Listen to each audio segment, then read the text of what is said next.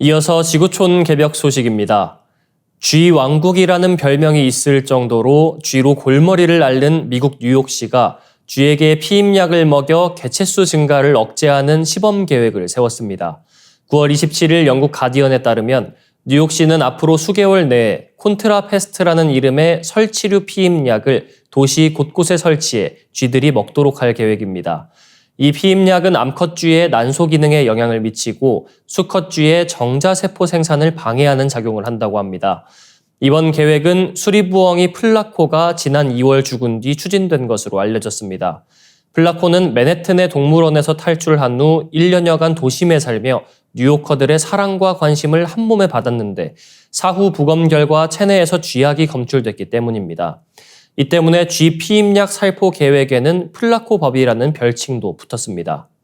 뉴욕에 앞서 보스턴, 오하이오 콜럼버스, 코네티컷 하트포드 등 미국의 다른 도시에서도 피임약 살포로 쥐 개체수 조절을 시도한 바 있습니다. 국제동물보호단체 페타는 우리는 뉴욕시의 치명적이지 않은 방법으로 쥐 개체수를 통제할 것을 수년간 촉구해 왔으며 지난해 보스턴 실험에서 큰 효과를 보인 설치류 피임법을 선택한 것을 기쁘게 생각한다는 성명을 냈습니다. 미 독립혁명기부터 골칫거리였던 뉴욕의 쥐는 크고 공격적이기로 유명한데요. 평균 30cm 길이에 무게는 500g, 큰 것은 50cm에 1kg까지 나갑니다. 토끼나 작은 개 크기인데요. 먹이만 있으면 3주 만에 번식하고 각종 바이러스와 전염병의 온상이기도 합니다.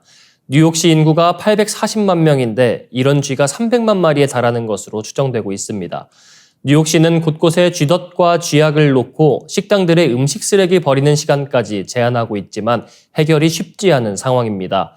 경찰 출신 에릭 애덤스 뉴욕시장은 지난해 연봉 15만 5천 달러를 걸고 레차르로 불리는 쥐 박멸을 전담할 고위 공무원직을 신설해 공개 임용하기도 한 바 있습니다. 다음 뉴스입니다.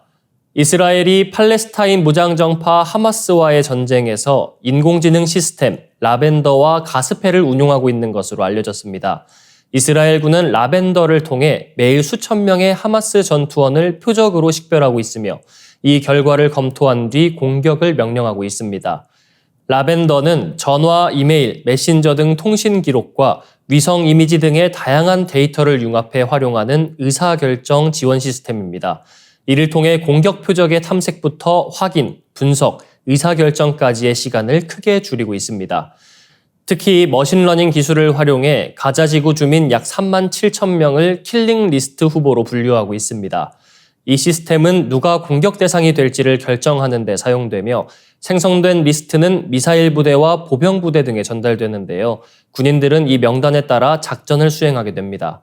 작전 중에는 보병들이 진입할 경로를 골목 단위로 안내하고 길 모퉁이를 돌았을 때 적이 있을 가능성도 계산해 제공하기도 합니다. 그러나 이러한 과정에서 민간인에 대한 피해 우려가 제기되고 있습니다. 라벤더를 담당했던 이스라엘 정보요원 6명은 지난해 말 이스라엘군이 하마스나 이슬라믹 지하드 하급 무장대원 1명을 사살하는데 최대 20명의 민간인 희생을 용인했다고 전했습니다. 한 요원은 전시에는 모든 표적을 면밀하게 검토할 시간이 없으며 AI의 오차범위나 민간인 피해 발생 등을 기꺼이 수용하게 된다고 밝혔습니다. 또 다른 AI 시스템인 가스펠은 건물과 인프라를 공격 대상으로 선정합니다.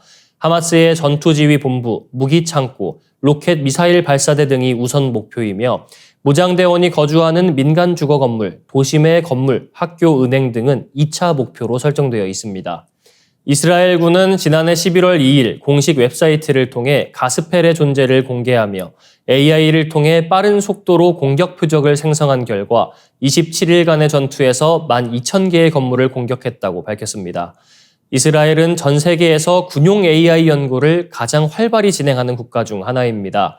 아리엘 포라트 텔 아비브대 총장은 이스라엘의 인공지능은 생존 도구라고 말했으며 아이작 벤 이스라엘 텔 아비브대 융합사이버연구센터 대표는 이스라엘의 AI는 직간접적으로 군과 연결되어 있다고 밝혔습니다.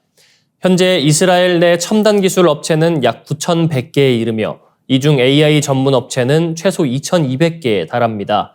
박사급 AI 전문 인력도 4,000명으로 인구 1,000만 명의 작은 나라임에도 불구하고 AI 분야에 집중 투자를 하고 있습니다. 다음 뉴스입니다. 우크라이나 전쟁이 최초의 AI 전쟁으로 불리며 거대 테크 기업들이 우크라이나를 인공지능 전쟁의 실험실로 만들고 있습니다. 그 중심에는 미국의 데이터 분석 전문 회사 팔란티어가 있습니다. 알렉스 카프 팔란티어 CEO는 러시아의 침공 3개월 만에 볼로디미르 젤렌스키 우크라이나 대통령을 만난 첫 서방 기업 총수로 다윗이 현대의 골리앗을 이길 수 있도록 협력하겠다며 AI 기반 소프트웨어 제공을 제안했습니다. 현재 우크라이나 국방부, 경제부, 교육부 등 6개 이상의 기관이 팔란티어의 제품을 활용하고 있습니다. 이 소프트웨어는 위성 이미지, 오픈소스 데이터, 드론 영상, 지상 보고서 등을 분석해 지휘관들에게 군사적 옵션을 제공합니다. 이를 통해 우크라이나는 표적 선정의 대부분을 AI로 수행하고 있습니다. 또한 메타 콘스텔레이션이라는 팔란티어의 도구를 사용해 인공위성과 상업용 데이터를 통합, 전투 공간을 거의 실시간으로 파악하고 있습니다. 지상군 지휘관들은 이를 통해 적의 위치를 확인하고 공격 방법을 결정합니다. 이른바 디지털 킬 체인이 구현되고 있는 것입니다. 한편 우크라이나의 비밀 무기로 불리는 미국 기업 클리어뷰의 기술도 주목받고 있습니다. 현재 18개 우크라이나 기관의 공무원 1,500명이 이 기술을 활용해 군사 침공에 참여한 약 23만 명의 러시아 군인을 식별하고 전쟁 범죄 혐의 입증을 위한 증거 수집에 사용하고 있습니다. 클리어뷰의 안면인식 데이터베이스는 세계 최대 규모인 400억 개의 이미지를 보유하고 있습니다. 이와 관련해 미국 워싱턴 포스트는 이번 전쟁을 인류 역사상 최초의 알고리즘 전쟁이라고 분석했습니다. 팔란티어의 첨단 소프트웨어와 스타링크의 결합을 통해 디지털 전장에서 전자 킬체인이 형성되며 전쟁의 혁명이 이루어지고 있다는 것입니다. 이 전쟁 혁명의 핵심은 드론입니다. 우크라이나군은 팔란티어의 표적 획득 프로그램을 통해 미사일과 포병, 무장 드론을 선택하여 화면에 표시된 러시아 표적을 공격하고 있습니다. 워싱턴 포스트는 이를 두고 마법 전쟁 또는 비밀 디지털 전투가 벌어지고 있다고 평가했습니다.